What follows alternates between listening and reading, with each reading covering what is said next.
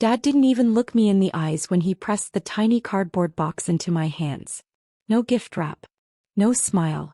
Just a stiff breath and a colder voice. Time to stop being our problem, Claire. Inside the box was a one-way bus ticket. Destination: anywhere but home. My sister snorted from across the table like it was the funniest thing she'd witnessed in her 22 years of oxygen. Mom stayed frozen, hands trembling around the cake knife she never got to use.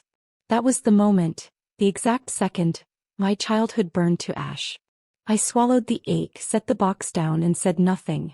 The silence felt like a slap. My name is Claire Lawson. And from wherever you're watching this, stay with me.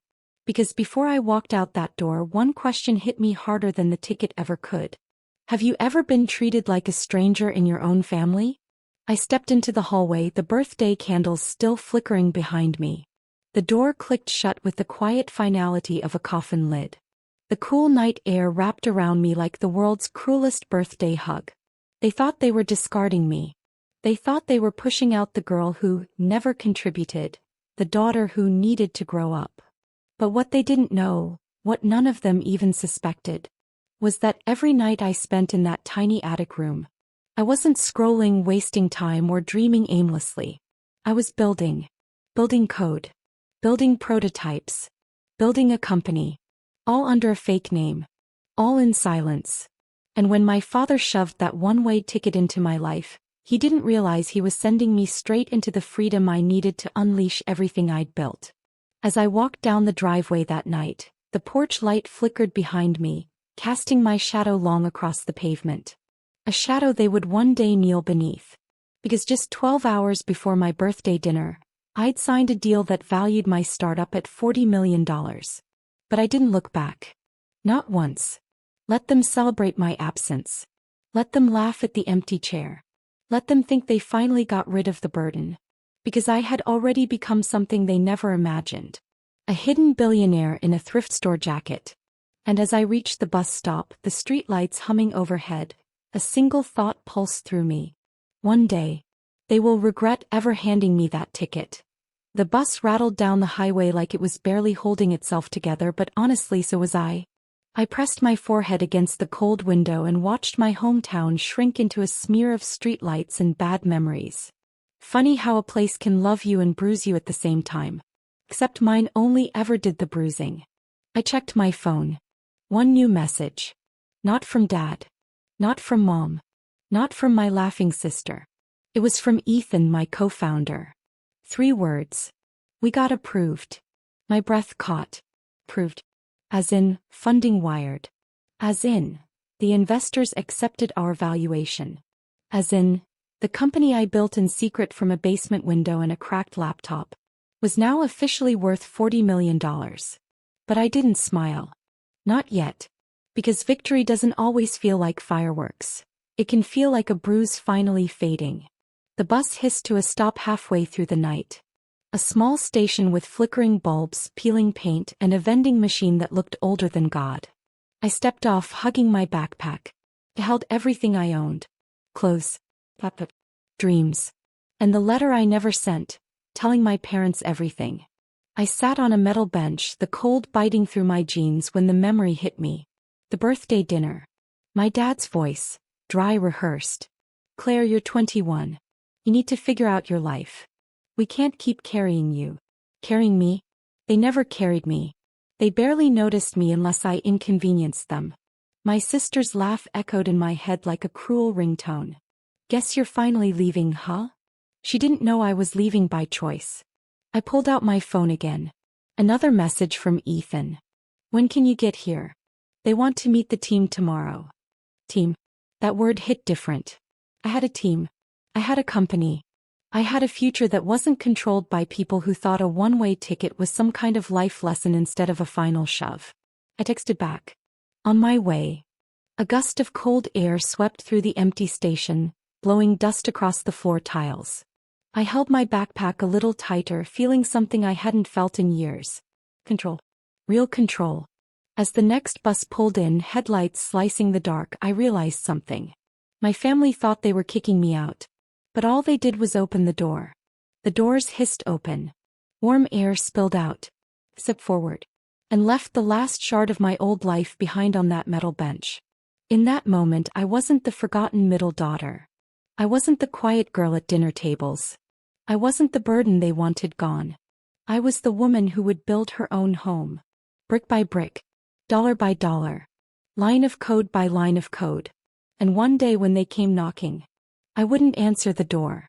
The city hit me like a rush of electricity, neon signs, endless traffic, voices overlapping, lives happening at every corner. I stepped off the bus with nothing but a backpack and the kind of determination that only comes from being thrown away. Ethan was waiting near the curb. Same messy hair, same nervous half-smile. Claire. Finally. He grabbed my bag like it weighed nothing even though it carried everything. You okay? He asked. I wanted to say yes. I wanted to tell him I was fine, strong, unstoppable. But the truth broke through instead. My dad kicked me out. His jaw tightened. Then we'll give you a better home. Just like that. No questions. No pity. Just belief. The kind I'd never gotten from the people who raised me. We walked fast through the city, weaving between strangers until we reached a small apartment above a bakery that smelled like warm sugar. It wasn't glamorous, not even close, but to me it felt like freedom wrapped in cheap wallpaper. You can crash here, he said. No hesitation. Inside, the apartment looked like 2 college students lived there, and they did. Code printouts pinned on the wall. Energy drink cans forming a skyline. A couch that had definitely seen better generations. I sank into the cushions, exhausted. Ethan watched me carefully. You don't have to be strong right now. But I shook my head. No tears. Not tonight. I'm not here to break down, I said softly. I'm here to build up. His smile was small but proud. That's why we're gonna win. We spent the next few hours prepping for the investor meeting, our final make-or-break moment. Our software wasn't flashy on the outside, but it was powerful underneath. Like me, I guess. Lines of code blurred on the screen as we checked every function, every failsafe, every potential crash. Midnight passed. Then 1 a.m. At one point, Ethan paused and looked at me. Do you ever think your family will care? I mean, once they know. I didn't sugarcoat it. No. They don't want a daughter. They want someone to blame. Silence. Heavy but honest. He nodded. Then let's build something they can never take credit for. I liked the way he said we, even though every line of code, every idea, every sleepless night had started in my attic. But sharing it didn't feel threatening. It felt right. By 4 a.m., the city outside had quieted to a low hum. Inside, something shifted inside me. A calm, a clarity, a fire. I wasn't running anymore. I wasn't escaping. I was evolving. As I curled up on the old couch with a blanket Ethan tossed over me, a single thought pulsed through my chest. Tomorrow everything changes. Not for them. For me. And if my dad could hand me a one-way ticket out of his house, then I could hand him a one-way ticket out of my life. Morning came like a strike of lightning, sharp, bright, impossible to ignore. I woke up to the smell of burnt toast and Ethan pacing the living room in a collared shirt that still had a price tag string hanging from the sleeve. He froze when he saw me sit up. You ready? His voice carried the weight of everything we'd worked for. More than ever, I said. Because last night, while the city slept and my old life continued without me, something inside me locked into place. Resolve. Direction. Purpose. We headed downtown to the investor building, a glass tower that stabbed the sky. I felt like an imposter walking through those giant doors in thrift store jeans and a backpack that still smelled like bus seats. But at the same time, I felt like I owned the whole damn place. The elevator ride was silent until Ethan whispered, "What if they want changes?" "Then we adapt," I said. I wasn't afraid of change anymore. Not after being discarded like junk by the people who created me.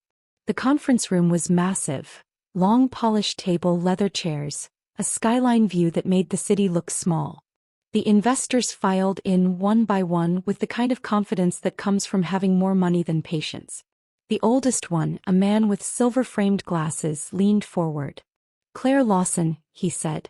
"The mind behind the product." My throat tightened. No one had ever said that to me.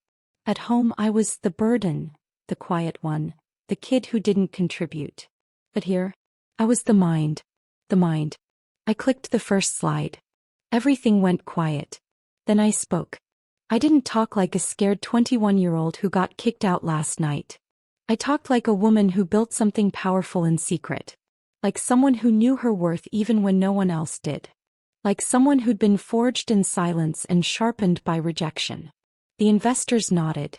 Took notes. Whispered among themselves. Then came the questions. Hard ones. Technical ones.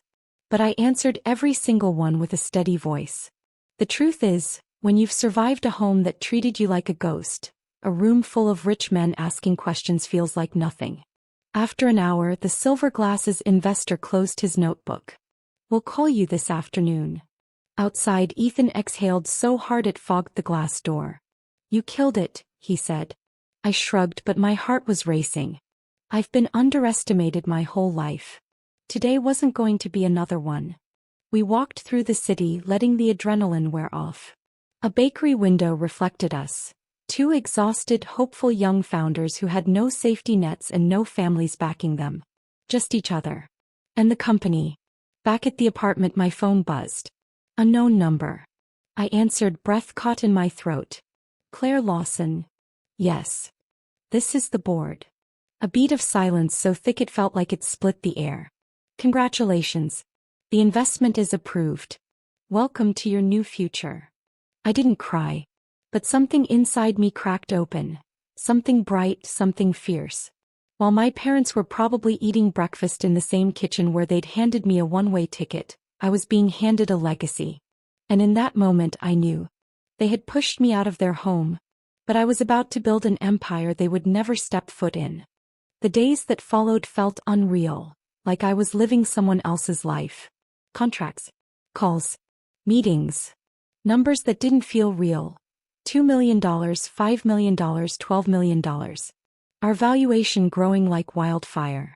I kept expecting to wake up on that couch, the blanket slipping off, Ethan shaking me, telling me it was time to go back to my old life. But no, this was happening. This was real. A week after the investment came through, Ethan slid a key across the kitchen counter. To your new place, he said. I blinked. What? It's time, he replied. You're not sleeping on a couch anymore, Claire. You're a founder. You deserve space. Space. A luxury I never had growing up. My childhood room had been barely bigger than a walk-in closet, wedged between the laundry room and the attic ladder. A place where my sister dumped her unwanted clothes. A place where Dad stored old tools. A place that was never mine. I wrapped my fingers around the key. The apartment was downtown. Small but bright with windows overlooking the city. The kind of place where you felt like the world wasn't just around you but waiting for you. I stood there in the middle of the empty living room, feeling the sunlight on my face, feeling free in a way I couldn't explain. No yelling. No slamming doors. No one calling me ungrateful. Just silence. Blessed silence. Ethan nudged me with his elbow. You're doing it, you know. You're actually doing it. I didn't answer. But as the truth was, I wanted to show someone else. I dialed my mom. The phone rang twice before she answered, her voice familiar and distant in a way that ached. Hello. Hi, Mom. It's me. Oh. Claire. Pause. How are you? How was I? Kicked out. Homeless for a day. Now running a multi-million-dollar company. I'm fine, I said simply. She hesitated, whispering like she didn't want Dad to hear. Your father said you left voluntarily. He said you needed discipline. Discipline. That's what they called throwing their daughter away. I didn't correct her. I didn't explain. Explanation was a gift they hadn't earned. I just wanted to let you know I'm safe. Another silence. Then she said something barely audible. I miss you. My throat tightened, but I didn't break. Not anymore. I miss you too, I whispered. But I didn't say I'm coming home. Because I wasn't. Before I could say more, Dad's voice boomed in the background. Who's that? It's Claire. Hang up. She made her choice. The line went dead. I stared at my phone. Not sad. Not angry. Just steady. Because that was the moment I finally understood something. They didn't abandon me out of disappointment. They abandoned me out of fear. Fear of what I could become without them. Fear of losing control. No. Now I was living in a city apartment, building a future worth more than their house, their cars, their pride combined. As the sun dipped behind the skyline, casting golden light across my bare floors, a realization settled in. I wasn't the girl they kicked out. I was the woman stepping into a power they never believed I had. They would face the consequences of underestimating me. 3 months later, my life didn't just change. It detonated into a new reality. The apartment was no longer empty. It had furniture now. Warm lights. Plants I kept forgetting to water. A desk facing the window where I worked late into the night, watching the city pulse below me. Our company, Pulseware, wasn't just growing. It was exploding. Clients. Partnerships. Mentions in tech blogs. Investors asking for meetings instead of ignoring my emails. But every success carried a shadow. The echo of my father's voice. You're our problem. You need to figure out your life. Hang up. She made her choice. He thought those words were final. But all they did was sharpen me. One evening, as I reviewed our quarterly projections, Ethan walked into my office holding a printed email. He looked stunned. What happened? I asked. He handed me the paper. A major nationwide retailer wanted to sign with us. A deal worth $15 million. My breath stuttered. This can't be real. It's real, he whispered. They want a full demo Friday. This could make us the biggest company in our sector. I nodded slowly, fighting the wave of disbelief and pride rising in my chest. Then he said something that stopped the room cold. They also want to do a press release. With your story. With your real name. I froze. My real name. The one my family used only to shame me. The name my father spit out like it was a stain. The name attached to years of feeling invisible. A press release would change everything. Not just for the company. For me. My family would find out. The people who kicked me out, laughed at me, hung up on me. Would see my name on every business site, every trending headline, every social media feed. Do you want that kind of attention? Ethan asked quietly. I stared at the city lights outside, glittering in the reflection of the window. I don't want attention, I said. I want truth. He nodded. Then let's give it to the world. We spent the next 2 days preparing the demo, polishing features, running tests, perfecting the pitch until sunlight and moonlight blurred together. The night before the meeting, I walked onto my balcony, letting the cold wind sweep across my skin. For the first time in years, I didn't feel small. I felt inevitable. I took out my phone, the same one my mom used to call me, the same one Dad had demanded she hang up on me with.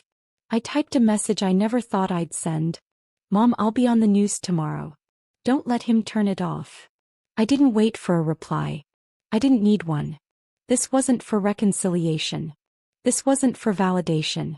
This was for the girl they discarded at a birthday table. The one who walked into the night with a bus ticket and a burning hurt in her chest. Tomorrow the world would know who I was. And my family would finally see the daughter they tried to erase. Storm was coming.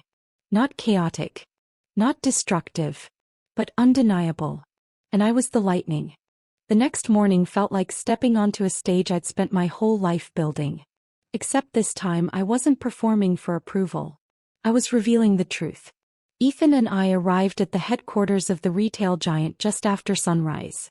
A wall of glass reflected the sky behind us, like the universe itself was nodding in silent recognition. Inside, the conference room buzzed with energy. Executives, marketing heads, analysts tapping tablets, photographers prepping their gear. A press release team waited on standby. All of them there for me. For my work. For the thing I built in the shadows of a family that never saw me. Claire, the lead executive said, shaking my hand firmly, we're thrilled to meet the woman behind this innovation. The woman. Not the burden. Not the problem. Not the daughter pushed out with a one-way ticket. The woman. The meeting started. I spoke clearly, confidently, walking them through every function, every feature, every line of logic that had kept me awake at 3 a.m. for months. Their expressions shifted from polite interest to genuine awe. Ethan jumped in seamlessly like we'd practiced for years. We had. Just in a different life. When we finished, the room erupted with nods, murmurs, raised eyebrows. Then the lead executive leaned forward, elbows on the table. Claire, this isn't just a product. It's the future. And we want you at the center of it. He slid a folder across the table. I opened it. A contract worth $15 million. $15 million. I felt the floor tilt under me. Before we finalize, he continued, we'd like to publish the announcement. A beat. With your full founder story. I inhaled slowly. Then nodded. Release it. Within an hour my name was everywhere. Claire Lawson, youngest co-founder behind Pulseware's breakout rise. From basement coding to multimillion-dollar tech empire. The hidden visionary behind the nation's most innovative system. My face. My company. My story. Trending. Blazing. Exploding across the internet like wildfire. My phone buzzed so constantly it felt like a heartbeat in my hand. Missed calls. Messages. Voicemails. Unknown numbers. Numbers I recognized. 1 from my mother. 3 from my sister. And then, that. I didn't answer. Not yet. Back at my new apartment that night, the city humming outside my window, I finally pressed play on his voicemail. His voice, sharp, baffled, almost wounded, filled the quiet room. Claire, what is this? Why are people calling asking about you? What have you done? Call me back. Now. No congratulations. No pride. Just fear of losing something he never bothered to hold on to. I stared at my phone and suddenly realized. He wasn't angry because I left. He was angry because I succeeded without him. Because I proved their beliefs wrong. Because I had a life they couldn't control. Because I became more than the role they cast me in. My mom called again. This time I answered. Her breath trembled on the line. Claire, your father is furious. Your sister is crying. They're saying they didn't know. They're asking why you didn't tell them. Tell them? I almost laughed. Mom, I whispered, they didn't want to know. Silence. Long. Painful. Then she said something I will never forget. Claire, I'm proud of you. My throat closed. Not the reaction I expected. Not the version of her I remembered. But before I could say anything back, she added. But your father wants to speak with you. Of course he did. Now that the world knew me. Now that I was valuable. Now that he couldn't pretend I was nothing. No, I said softly.